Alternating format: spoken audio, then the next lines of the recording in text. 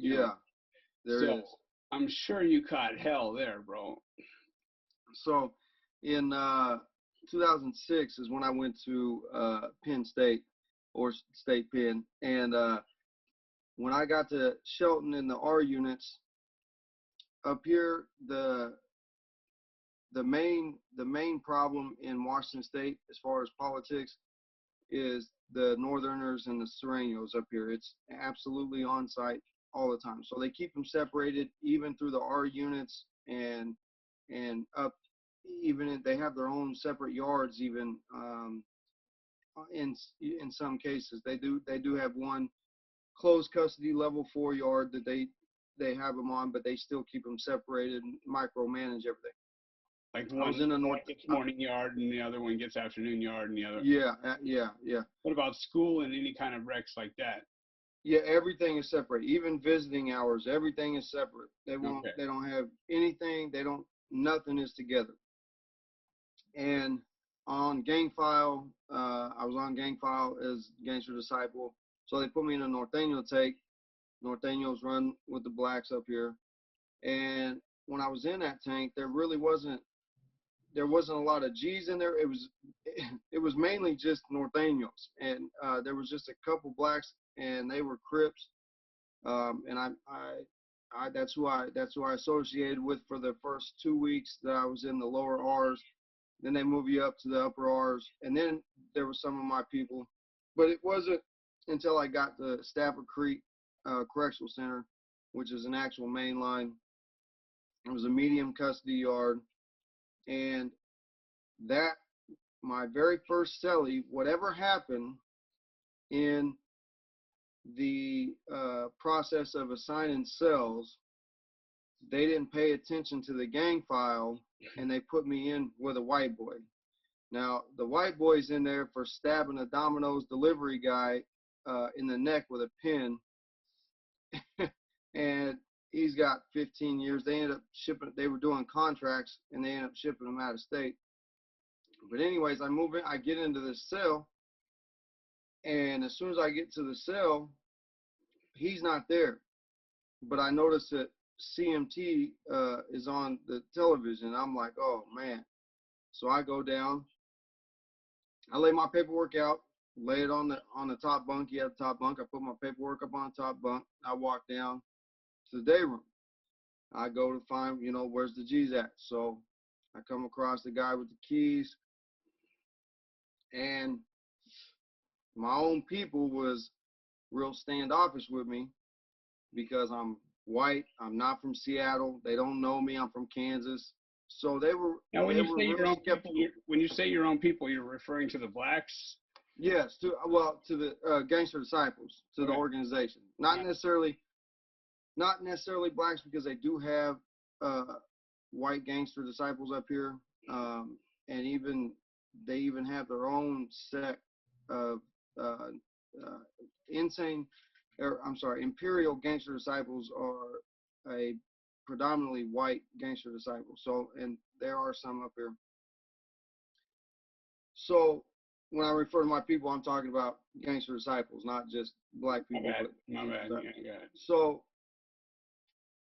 I tell them who I am, where I'm from, and the vibe wasn't there. I kind of knew that I was going to be in for a little bit of a struggle. So That's got to be the most uncomfortable freaking feeling in the world, bro. it's You know what horrible. I mean? Just to like know that right from the gate, the whites can't stand you. You know Yeah, what I mean? And now your own people sort of got you on the shelf. So yeah, you're trying to introduce yourself to them and let them know, but you haven't really got a name to where they're like, fucking, yeah, that's Jesse James right there. You know what I mean? Like, right. you coming in The as, one thing, the one thing he did tell me when he asked what cell I was in, I told him, and he said, "Oh, you're gonna have to move." yeah. And I said, "Okay." So and I actually, my boy Tim with Texas Prison Stories, when I talked to him, big shout out to him as well. When I talked to him, our story was kind of similar in a way, and it was kind of funny. Uh, but I get back up to the cell, and this white boy comes in, and he says, "Hey man, so what's up? I see your paperwork, whatever. And you a white boy?" And I said, "Nah, man, we're on two different sides of the tracks. I'm a GD." And he's like, "Well, you're gonna have to move out this cell." And at the time, I'm still young.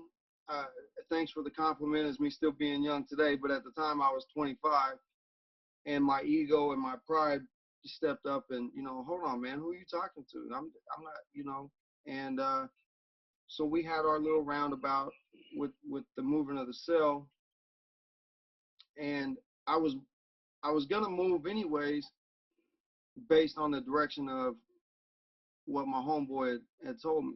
Yeah, yeah. So I I end up moving out of the cell, but while in Stafford Creek, I actually got jumped at the showers by the skins, and that was an interesting situation as it happened, because the politics up here, even though they do exist, it's nothing like California. So you in a medium custody yard, which is what you guys would consider probably either a 2 year. three at highest or two at best, two probably, Yeah.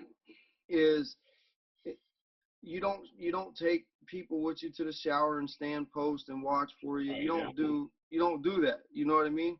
And so when all this when all this happened, and all my homeboys kind of stood back and did nothing, uh, that's when I went to the yard and addressed the situation and was like, man, you guys are all you're weak, you're cowards, and basically called out my entire car.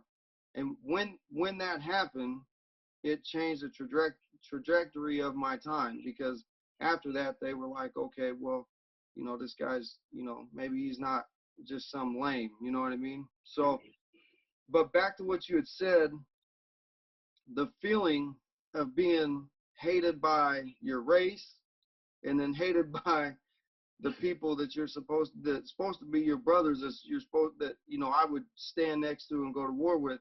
That feeling for those however many days it was, man, it was intense.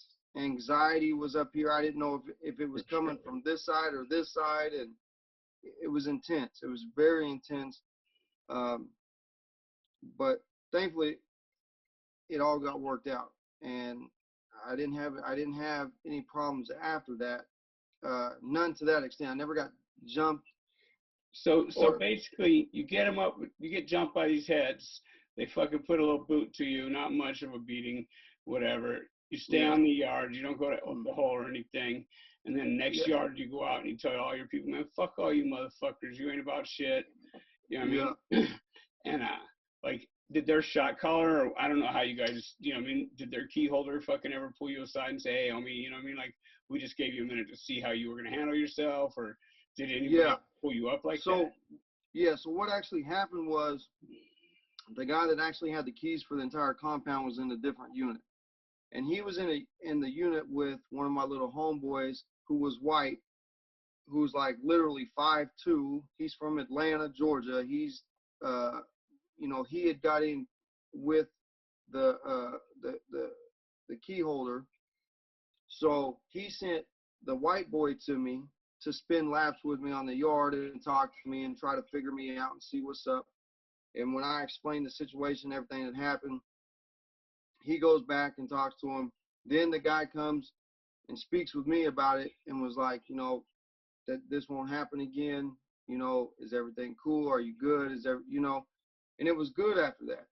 But even then, it was still, you know, there was still some animosity on my part because I Oh, was young and I didn't understand the logic or the thinking um, until later on after really thinking about it. And I don't blame them, because if the situation was reversed and I was in their shoes, I would probably be skeptical too. So I just, it's just kind of one of those things. It is what it is. yeah. So yeah, I mean, I'm gonna tell you this. I've been fucking got by my own people too. You know what I mean? Like, I got sent to a Norteño dorm because I got 14 on my neck, and you know the whites came up and go, "Hey, Omi, are you? Is you a yellow baby? Are you a? You know what I mean? Or is you a? Yeah, You know what a yeah, yellow baby is? Anyway, yeah. you're a Obviously, yeah, Norteño." And they went and told on me. You know, so yeah, they came and rolled me up just to, and I was relieved. I was glad. I'm not gonna lie. You know what I mean? But yeah, uh, you know, like that shit happened to me too. I got sent to a yard where we weren't supposed to be at, and everybody's over there programming, bro.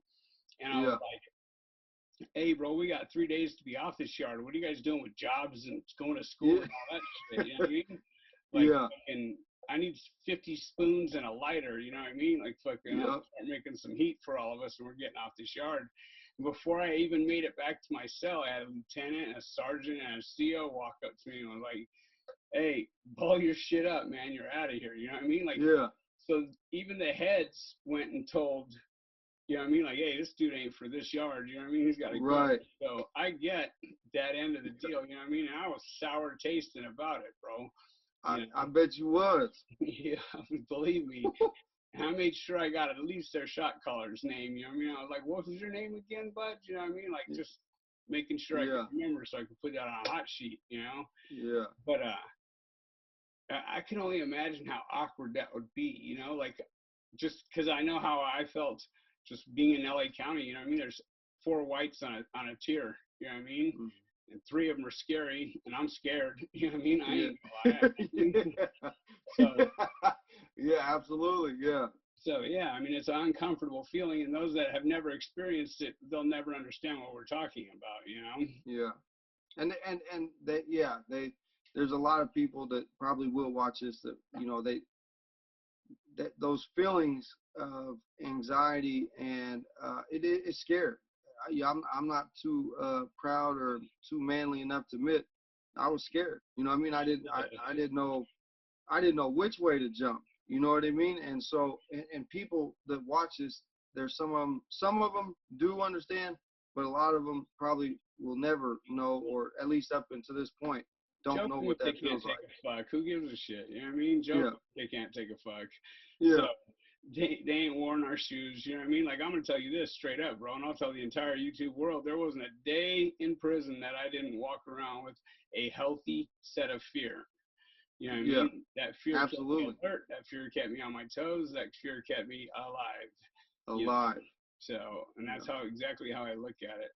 Uh, yeah, you know, like for us out here being a skinhead, you know what I mean? And we're frontliners, you know what I mean? That was the yeah, hardest car to join out here if you're white, you know what I mean? Let's face yeah, it. I mean, there's another level above us, but you know, like just to be the warriors on the tier, you know, come in and saying, shave your, a lot of kids show up, they shave their head in the county jail, and all of a sudden they're skinheads when they get to the joint, you know what I mean? And yeah, I'm like, okay, yeah, you know what I mean? And I'll school them. I'll be like, all right, well, let me hear the 14 words, or let me hear the other 14 words. Or, you know what I mean? I even asked one kid how you spell Aryan, you know what I mean? He spelled it wrong, man. And I was like, oh, all right. So, you know, Let me ask you a question about. I know this is your interview, but I'm curious about something because this happens a lot up here in Washington State. They'll go to county jails. White boys will go to county jails, being a gang member, gang banging, Crips, Bloods, whatever it is.